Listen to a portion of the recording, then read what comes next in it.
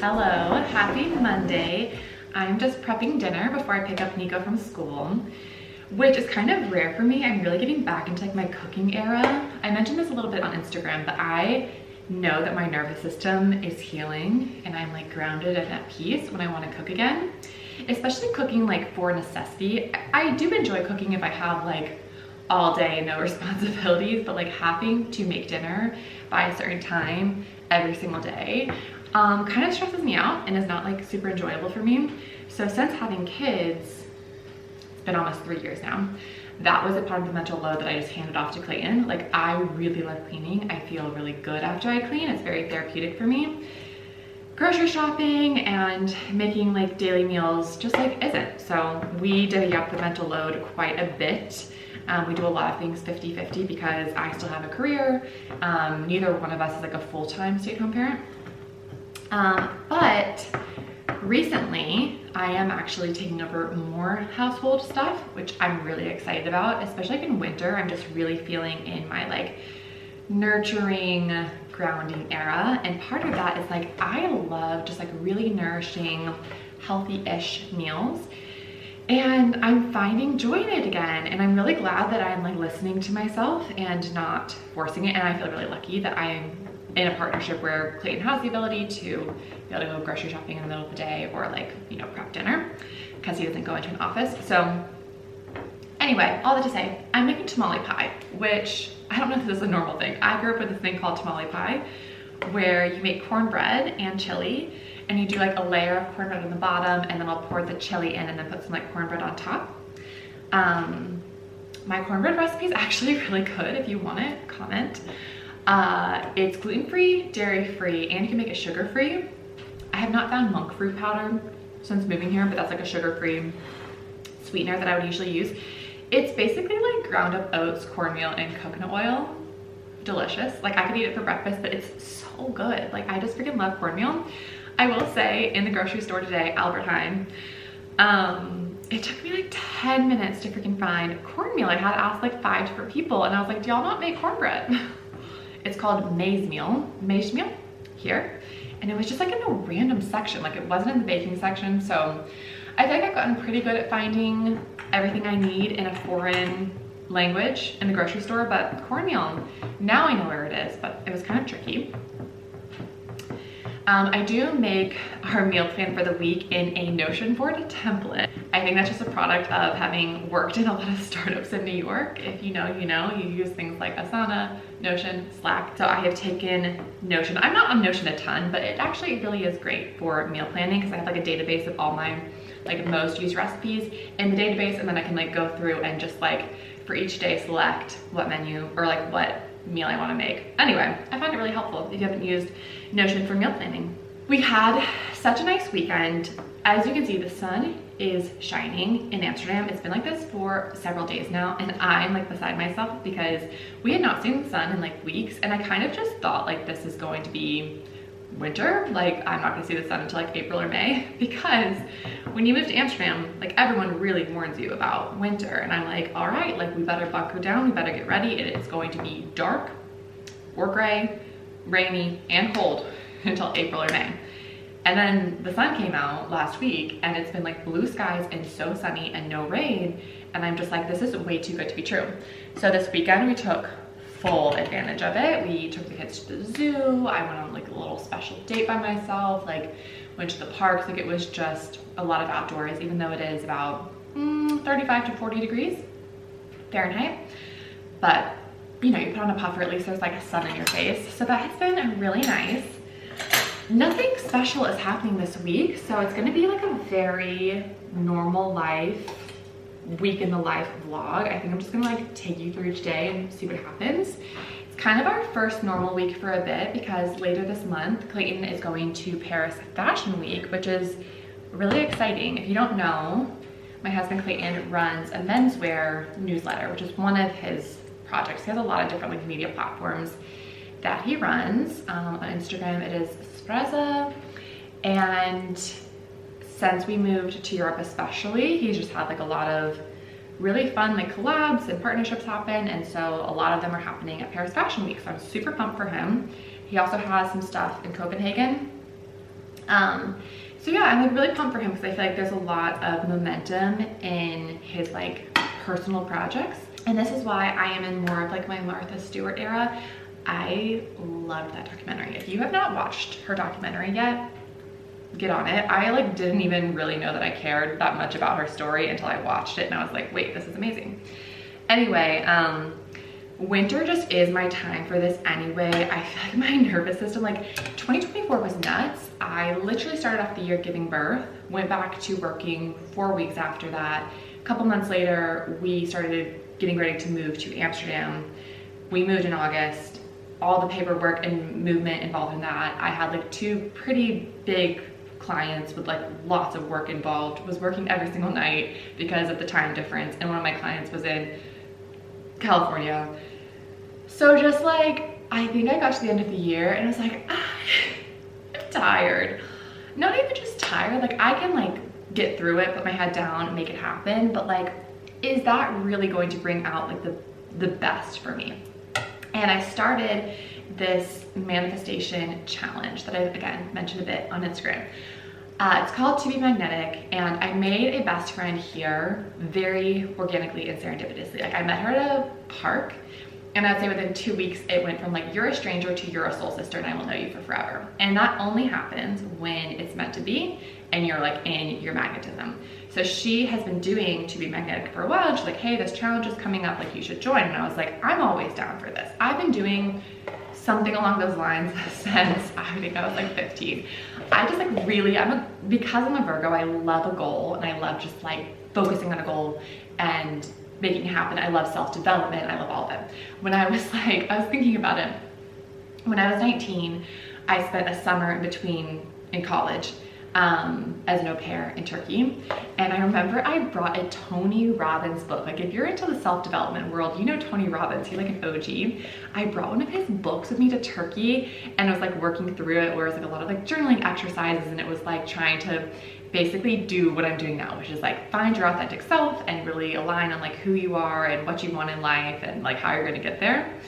When I was like 21, 22, I did it again, something similar when I was living in LA. It's called The Desire Map by Danielle Laporte. I've actually revisited it several times because I love her method. It was about, instead of like writing down specific goals, you would really hone in on what feelings you wanted in your life, and everyone's is different, but you would nail down like your core desired feelings and then work backwards. So I think a lot of times, her theory is that a lot of times you make a goal thinking it's going to make you feel a certain way, but do you actually want that goal, or do you just want that feeling? And what are other ways that you can get to that feeling without necessarily like making it so fixated on a certain goal? That was so helpful for me. And I ended up leaving my career in TV and film. I was working on TV shows at Warner Brothers, CBS. I thought it was like my dream, but I was really unhappy like once I got into it. And I was like, this actually just like isn't making me feel the way I thought it was going to make me feel. I ended up then going to Mexico for a week to start my yoga certification. I finished that, which then inspired me to move to London to be an au pair for a family there. I then spent the next 6 months with a family who I am obsessed with to this day. I traveled to like 6 different countries on my own, met people, and just had like incredible life experiences, and it changed my whole perspective of the world. To the exterior world, it probably looked like a huge step back. We're like, honey, you were working on a TV show at Warner Brothers, like you were on your career track to become a producer, and then you like basically quit your job and then move in with a family to be a nanny. Like, what is going on? But after those 6 months where I basically took like a life pause and was like, who am I? And let me just like see the world and take it in. I then ended up in Nashville because my family had like moved there while I was in LA. And I was in such a good place after those 6 months that I was just kind of like, truly, I don't care what job I do. Like, I don't care what the folks back home hear. I just want to be happy. I'll work in retail at the mall. Like, literally don't care what I do for work. I just want to be happy and like love people around me. And as soon as that happened, I was approached by a film producer who was working on a short documentary he was going to go film with a team in Thailand and India. And he was like, you would be a great producer for this. Do you want to join the team? So then a couple months later, I was flying business class to Thailand I went from like staying in hostels, you know, 6 months before, to traveling like that with an incredible team, working on projects I'd only ever dreamed of. I would do like music videos and commercials in Nashville. Like, it was such an incredibly fun job that I did not pursue in any way. I'm telling you this story because I think I've seen in my life that when you release control on like the specific outcome that you want and you just focus on your authentic self, like who you actually are, like authentically, and what you love and what you're good at and what you crave and what lights you up, then things just naturally start flowing. Like, you can't even help it. Honestly, Amsterdam, like this move has kind of happened like that. Like, the energy I feel since we've moved here is beyond. Like, I had no idea that so many things would just like unlock by moving here. But I had this like weird feeling last year when I was like newly postpartum, and Clayton and I were talking about it, and I was like, I really think like we should just get the ball rolling and see what happens. And then it happened. So I'm doing this course now, and it's really fun. I love it. It's like an app, and then you can every single day there's like a different assignment. It's like journaling prompts, and then these like meditation hypnosis tracks that you listen to that really just like take you step by step, working down to like identify your authentic self and then manifest out of that. It can all sound really woo-woo, but like it's kind of basic stuff here. Like, it's really not that crazy in my opinion, but who knows, maybe I'm a little bit woo-woo and this stuff doesn't really shock me anymore. Someone did ask me, I posted this reel where like Clayton and I did one of these like sessions together from the course where you listen to this, they call it like a deep imagining, a DI, and it's basically a self-hypnosis track, and it walks you through like visualizing a day in your future dream life, and it's so fun to do. We both did it, and you just like close your eyes, you listen, and you're like walking into this house, and like you're looking in a mirror and you're looking at yourself, and like what are you wearing, like you're seeing all the details. And then after that you kind of like talk about it, we compared notes, and then we use that to inspire our manifestation list for 2025. And someone was asking like, how are like specific steps of doing this? Truly, the To Be Magnetic course is where I got that from. I feel like I've always been doing versions of this in my life. Like, I think any sort of like meditation that takes you through imagining the details of a future that you love, it's again not about like be like, I want to, like, I have to have this specific thing in order to be happy. It's not that. It's just like letting your brain go there and be like, if anything was possible, like what do you actually want? And it's kind of fun just to even see where your mind goes, and then working backwards on being like, okay, if that is like truly what I would love to have in 10, 20, 30 years, what's something right now that I actually like really do want to make a change for? So anyway, if you're feeling inspired, that's what we did for fun on Friday night. We also made a cacao ceremony out of it. But it's been really fun, and it makes me so excited for 2025. I'm also just so glad that Clayton loves doing stuff like this with me. When we first got together, I remember being a little bit concerned. I was like, is he woo-woo enough for me? I, had lived in LA. I'd gotten my yoga certification. I had dabbled in Buddhism. I read the Tao every morning, and this boy like had never even been to a yoga class. And it's just so interesting that when you just kind of like live naturally as you are, it just like rubs off on other people. I wasn't like, oh, I want to turn him into this boy who like loves astrology and hypnosis, but like he naturally was just like, oh, that's cool what you're doing, can I do it too? And now he loves it so much. We actually have an astrologer that I've been meeting with since 2019 when I met him in New York. I'm obsessed with him. I love him so much. He's like a life coach, but he gives you advice really based on your astrology, because there's so much that he understands about me in the context of my astrology, and planets are always moving. So like every year he can really tell me like, hey, like this is a good time of year if you're like looking to make a change in home or in career. He can really help guide me based on how the planets are moving throughout my chart.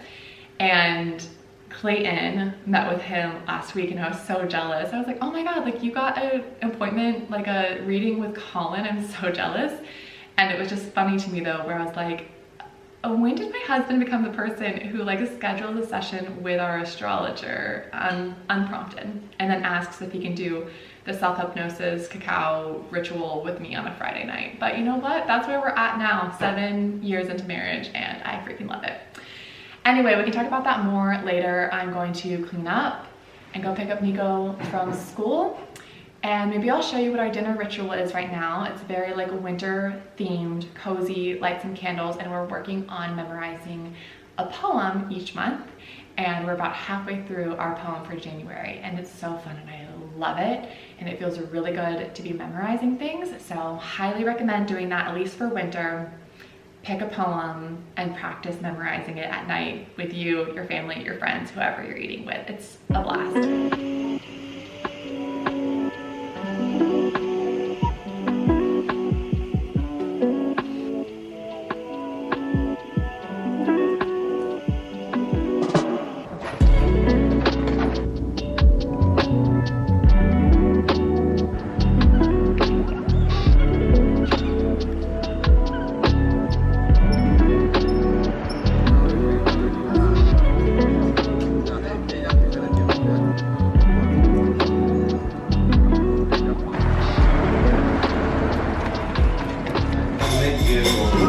Light the candle. Yeah, it's getting dark outside. Mom, why do you have to tea? Because that's how they eat. The plum we're going to eat next summer doesn't exist yet. Its potential lives inside a tree you'll never see, in an orchard you'll never see. Will be touched by a finite amount of water. No, by a certain amount of water droplets, angles of light, certain angles of light, and a finite amount of bugs and dust motes and hands you'll never know. I found dust motes scary. I don't think dust motes are scary. I think dust mites are scary. I think dust motes just look like glitter and sparkles in the sky. Mom, a bug. Thank you. A bug scary. A bug scary. All of the bugs scary. All of them. Not all of them, no. Some bugs are just really nice and really cool to look at. And some of them, like black widows, are a bit scary. Hey, what's something today that made you happy? Good morning. I am just walking to the gym and Lord knows I need it today. I don't know what happened. I was feeling so good, and then last night was definitely a full moon because stuff was just coming up. Like someone sent me like a message and I just was like super triggered by it, and then that like snowballed into like looking at the news and then just being like really sad and frustrated by multiple things going on. I'm like, I need to go to the gym. I'm a better person after I go to the gym, and honestly I have the best workouts, but I'm a little bit like frustrated because I just like let out all that energy. So I'm gonna just listen to like some really good music. I'm gonna pump some iron, and then I brought my journal, and I'm hoping to have some time to sit in a cafe afterwards, and before I open my laptop, have some time to journal through some of the like triggers that came up, because I think honestly, like, not to be toxic positivity, but I do think a lot of times these triggers are really good mirrors and bring up things that like honestly I should work through, you know.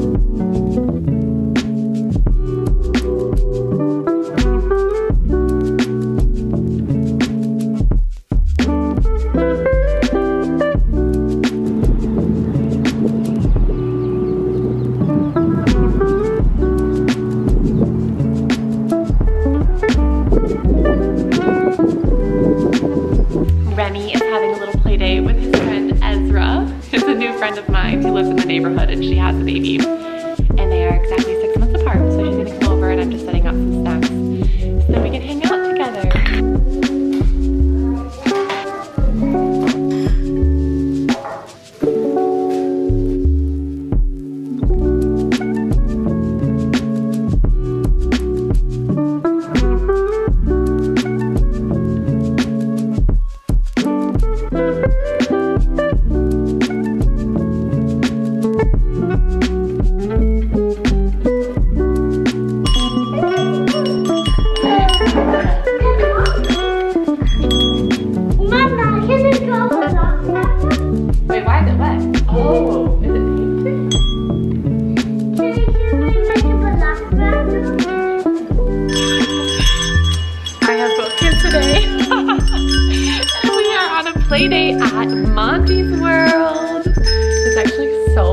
here in this little indoor play group in the pipe. And we are just loving it, aren't we?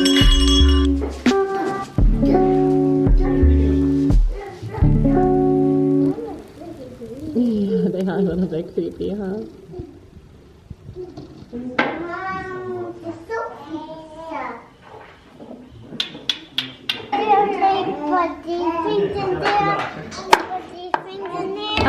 Those ones don't fit quite the same, but you can try. Mama, did you ever go to this called Argentina?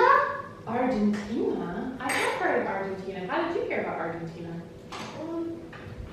There's a dinosaur there. Good job.